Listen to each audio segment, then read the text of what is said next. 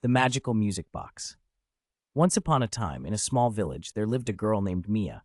Mia loved music. She loved to sing and dance. Every day after school, she played her favorite songs on her old guitar. One sunny afternoon, Mia found a beautiful music box in her grandmother's attic.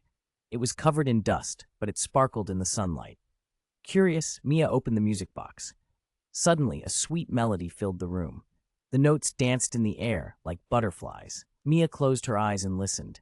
The music made her feel happy. She imagined a big party with her friends. They danced and laughed together.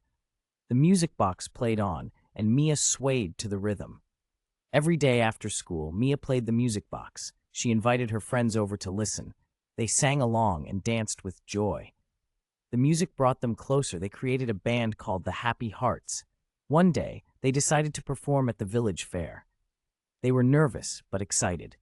On the day of the fair, many people came to watch. Mia and her friends sang and played their songs. The crowd clapped and cheered. After the performance, Mia felt proud. She realized that music was magic.